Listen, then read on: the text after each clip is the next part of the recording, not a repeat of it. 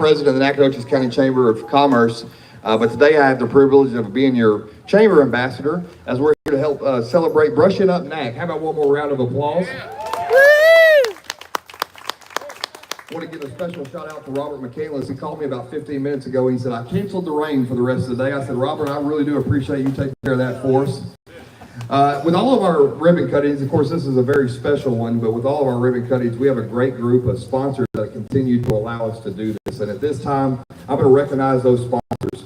Our ambassador committee sponsor is Miller's Crossing Historic Village. Our ribbon that we'll be cutting here shortly is donated by Nacogdoches Oil Company. Our media, as always, the Nacogdoches Daily Sentinel, and the photo mat is donated by Express Employment Professionals.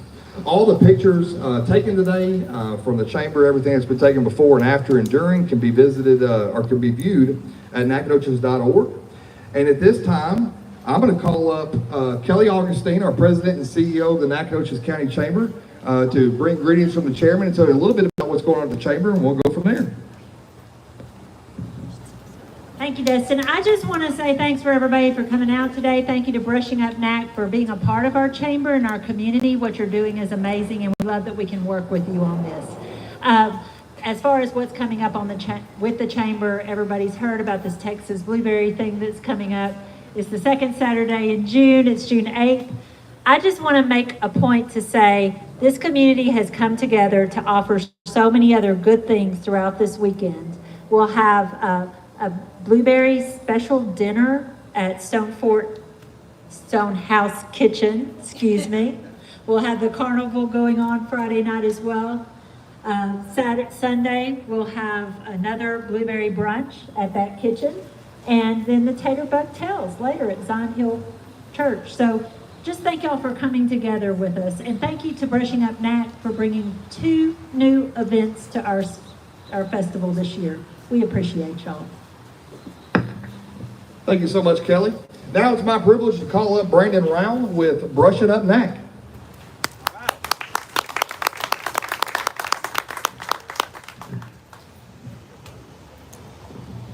Good evening, ladies and gentlemen, donors, art and history enthusiasts, fellow Nacogdoches, and thank you for joining us on this landmark day for both art and history here in the oldest town in Texas.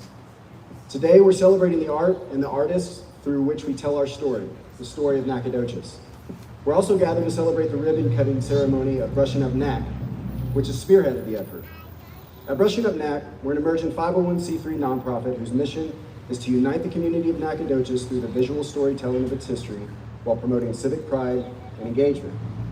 And by channeling resources into artistic endeavors, we aspire to create a legacy of beauty, education, and community cohesion within the city and beyond, which we hope will provide generational bridges for years to come. Brushing Up Nac was born from a shared vision among dedicated community members here in Nacogdoches, together with our founding members and board, Lynn Myers, Gail and Robert McCandless, Danielle LeBeau, Gary Griffin, and myself, Brendan Rao. We embarked on this journey to weave the rich tapestry of our city's history into the very fabric of our streets and buildings through beautiful, historically significant murals. By helping facilitate the production of these murals, we're not only helping local artists grow their portfolios and gain more experience, but we're also potentially bringing in more tourism. In 2023, our city enjoyed an impressive economic injection from tourism, with direct traveler spending reaching nearly $77 million in the city and around $97 million countywide. According to tourism data from the CVB, up to 67% of Nacogdoches visited Nacogdoches for history, and roughly 23% visited for arts and culture. Therefore, I think it's safe to say that painting our rich history and its culture not only helps to tell our story, but it also has a potential to have a positive economic impact on the city of Nacogdoches. Additionally, our nonprofit is not only committed to beautifying and enriching our city, but we're also considering the educational aspect of the arts. We hope to one day collaborate with SFA, providing them with hands-on experiences to enhance their skills and build their portfolios as well. This partnership could bridge academic learning with real-world application, preparing the next generation of artists for successful careers. We're also exploring a future with the potential establishment of a cultural arts district in Nacogdoches. This development would serve as a hub for creativity and innovation, further boosting the local economy and attracting more visitors to our area, which could provide more jobs for citizens. Such a district would amplify the positive economic impacts we've seen from arts-driven tourism, which already contributed significantly to local and state tax revenues last year. Overwhelmingly, Brushing Up Nac has received positive feedback from the public, and we genuinely appreciate every single bit of it. Therefore, I'd like to thank our immensely talented artists, J.D. Cole, Dixie Rose Daniels, Marianne Bright, and Michelle Filer for making these things possible, as well as building owners and donors like Randy Johnson for their unwavering support of our mission. In addition to the numerous donors that we have much gratitude for, we'd also like to thank Nacogdoches Main Street, Sacred Heart Catholic Church, and Sherwin-Williams, University Rentals, and everyone at Copy Center Nac for their time and services that you donated as well. And now, here's Lynn Myers, who's going to come up here and have a few words and say a few things.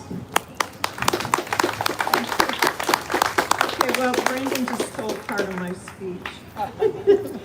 This won't take long because I'm already sweating in this heat. I realized that the murals have sort of sprung up recently, but I wanted to tell you that this whole thing started about 2.5 or 3 years ago.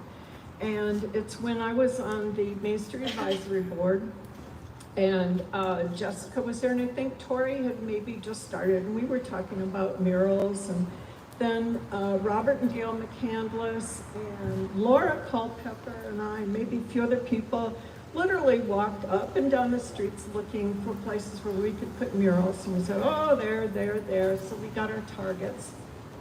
And then Jessica and Tori were kind enough to get the city council together, and we had, I guess it was called a workshop, and we told them what we wanted to do, which was to put historic themed murals in the historic district. And so they said, okay.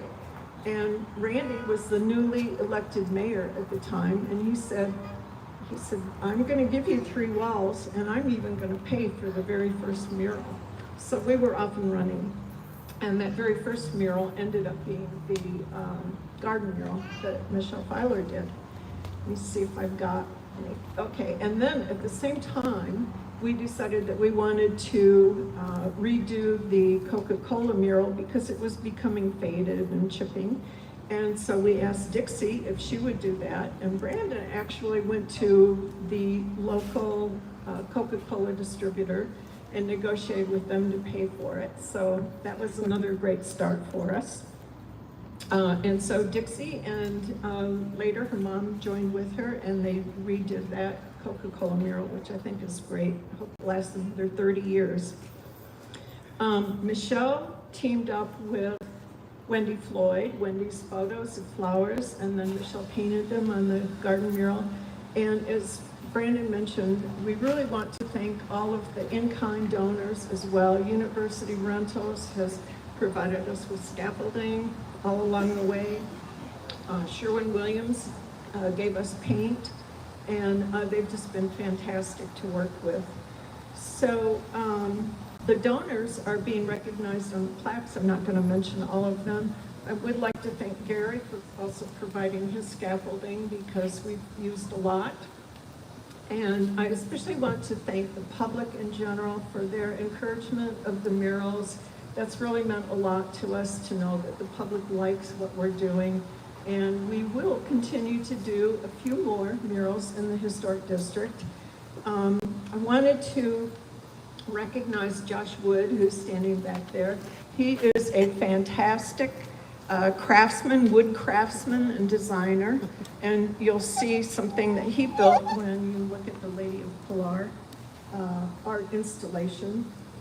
One mural that is coming up that I do want to mention, we won't be able to see it yet, but it's the one we're doing during the Blueberry Festival. It's a paint by number, and Tracy Pinkston, there she is. Tracy has designed it, and it's going to be so much fun. So I hope you can join us. You know, just get your inner child who likes to work on coloring books and come out and paint a little bit with us. And that's all I have to say. Thank you very much.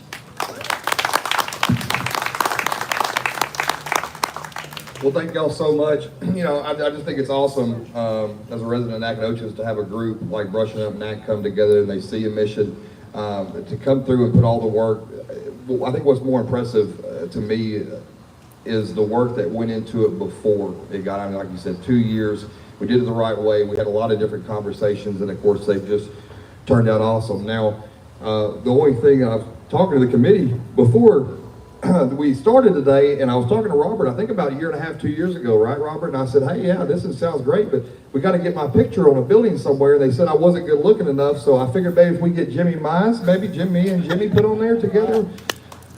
All right, well, I'll keep trying. At this point in time, speaking of Robert McCandless, I would like to call him up because we are going to travel a little bit during this ribbon cutting. So, Robert, you go and come on up, and I think you're going to give the directions on where we're going to go, right?